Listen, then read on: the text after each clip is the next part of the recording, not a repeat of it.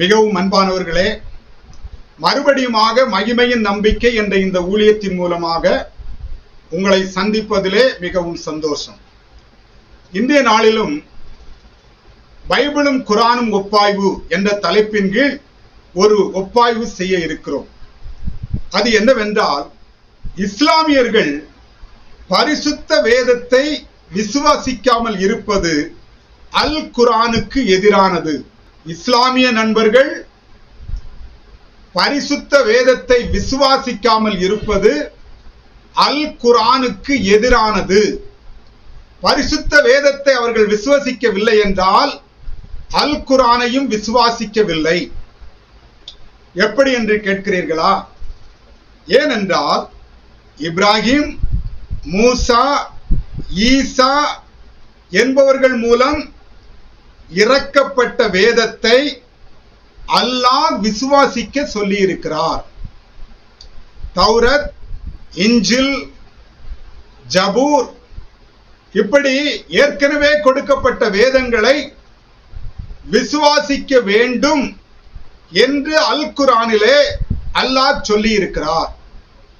அப்படி அல்லாஹ்வினால் சொல்லப்பட்ட, அல் குரானிலே சொல்லப்பட்ட இப்ராஹிம், மூசா, ஈசா நபி அவர்கள் மூலமாக கொடுக்கப்பட்ட வேதத்தை ஏன் விசுவாசிக்கவில்லை? இயேசு கிறிஸ்து இந்த பூமியிலே மனிதனாக வருவார். ஆதியாகமம் 3:15 ஸ்திரீயின் வித்தாக அவர் வெளிப்படுவார். இயேசு கிறிஸ்து இம்மானுவேல் என்ற நாமத்தினாலே கன்னியின் வயிற்றிலே வெளிப்படுவார்.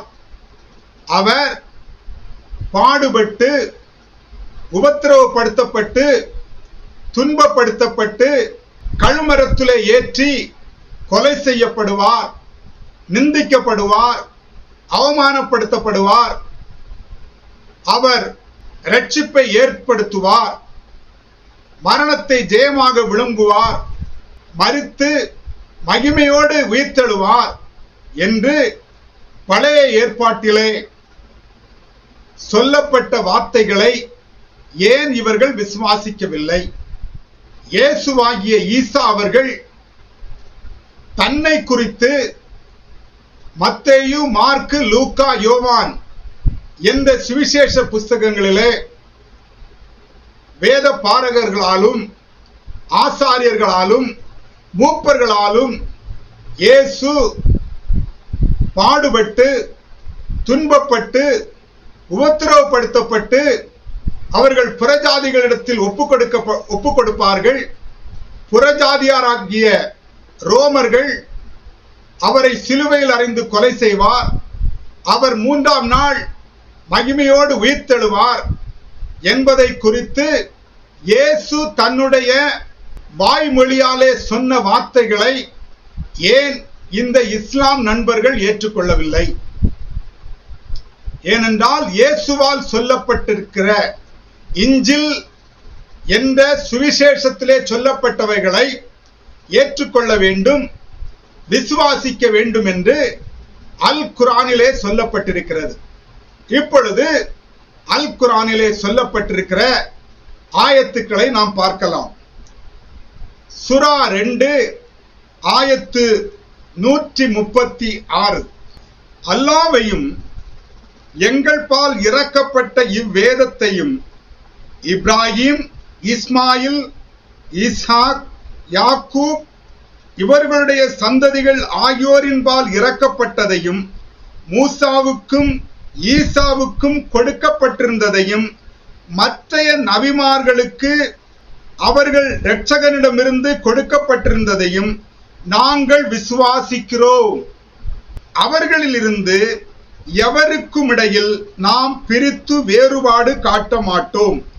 இன்னும் அவனுக்கே நாங்கள் முற்றிலும் கீழ்ப்படுகின்றவர்கள் என விசுவாசம் கொண்டோரே நீங்களும் கூறுங்கள். ரொம்ப தெளிவாக இந்த ஆயத்திலே சொல்லப்பட்டிருக்கிறது. மூசாவுக்கும் ஈசாவுக்கும் கொடுக்கப்பட்டிருந்ததையும் மற்ற நபிமார்களுக்கு அவர்கள் இரட்சகனிடமிருந்து கொடுக்கப்பட்டிருந்ததையும் நாங்கள் விசுவாசிக்கிறோம். சூரா 4 ஆயத்து 136. விசுவாசம் கொண்டோரே, நீங்கள் அல்லாஹ்வையும் அவனுடைய தூதரையும் அவன் தன்னுடைய இத்தூதர் மீது இறக்கி வைத்த இவ்வேதத்தையும் இதற்கு முன்னர் அவன் இறக்கிய வேதங்களையும் விசுவாசியுங்கள். இதற்கு முன்னர், இந்த அல் குர்ஆன் இறக்கப்பட்டதற்கு முன்பாக இறக்கப்பட்ட வேதங்களை விசுவாசியுங்கள். இன்னும் எவர் அல்லாஹ்வையும் அவனுடைய மலக்குகளையும் அவனுடைய வேதங்களையும் அவனுடைய தூதர்களையும் இறுதி நாளையும் நிராகரிக்கின்றாரோ, நிச்சயமாக அவர் மிக தூரமான வழிகேடாக வழிகட்டு விட்டார். அவனுடைய வேதங்களை நிராகரித்தவர்கள் நிச்சயமாக மிக தூரமான வழிகேடாக வழிகட்டு விட்டார். அப்போ அல் குர்ஆன் கொடுக்கப்படுவதற்கு முன்பாக கொடுக்கப்பட்ட வேதங்கள் தௌரத், ஜபூர், இஞ்சில், இந்த வேதங்களை விசுவாசிக்க வேண்டும் என்று அல் குர்ஆன் தெளிவாக சொல்லப்பட்டிருக்கிறது. அப்படி அவைகளை விசுவாசிக்காமல் நிராகரித்தால் அவர்கள் மிக தூரமான வழிகேடான வழி கெட்டு விட்டார். அடுத்தபடியாக சூரா 2 ஆயத்து 285. நம்முடைய தூதர் தம் இரட்சகனிடமிருந்து தமக்கு இறக்கி வைக்கப்பட்ட வேதத்தை விசுவாசிக்கின்றார். அவ்வாறே மற்ற விசுவாசிகளும் விசுவாசிக்கின்றனர். இவர்கள் ஒவ்வொருவரும் அல்லாஹ்வையும் அவனுடைய மலக்குகளையும் அவனுடைய வேதங்களையும் அவனுடைய தூதர்களையும் விசுவாசிக்கின்றனர். அவனுடைய தூதர்களில் எவருக்கிடையிலும் நாங்கள் வேற்றுமைப்படுத்தி விடமாட்டோம் என்றும், மேலும் இரட்சகனே, உன் வேத வசனங்களை நாங்கள் செவியிற்றோம், இன்னும் உன் கட்டளைக்கு நாங்கள் கீழ்ப்படிந்தோம். எங்கள் இரட்சகனே, நாங்கள் உனது மன்னிப்பை கோருகின்றோம், உன் பக்கமே எங்களுடைய மீட்சி உள்ளது என்றும் கூறுகின்றார்கள். இங்கும் எழுதப்பட்டிருக்கிறது, அவனுடைய வேதங்களையும் அவனுடைய தூதர்களையும் விசுவாசிக்கின்றனர். சூரா 29 ஆயத்து 46. விசுவாசிகளே, நீங்கள் வேதத்தை உடையவர்களுடன் எது மிக அழகானதோ அதை கொண்டல்லாது அவர்களுடன் தர்க்கிக்க வேண்டாம்.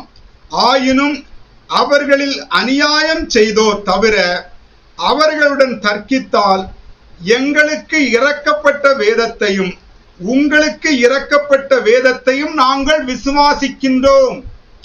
எங்களுக்கு இறக்கப்பட்ட அல் குர்ஆனையும் உங்களுக்கு இறக்கப்பட்ட தௌரத், ஜபூர், இஞ்சில் அவைகளையும் நாங்கள் விசுவாசிக்கின்றோம். எங்கள் வணக்கத்துக்குரியவனும் உங்கள் வணக்கத்துக்குரியவனும் ஒருவனே, மேலும் நாங்கள் அவனுக்கு முற்றிலும் கீழ்ப்படிந்து நடக்கின்றவர்கள் என்று கூறுங்கள். இந்த 4 ஆயத்துக்களிலும் மிகவும் தெளிவாக சொல்லப்பட்டிருக்கிறது, இந்த அல் குர்ஆனை நாங்கள் விசுவாசிக்கின்றோம். இதற்கு முன்பாக கொடுக்கப்பட்ட தௌரத், ஜபூர், இஞ்சில் என்கிற வேதங்கள்,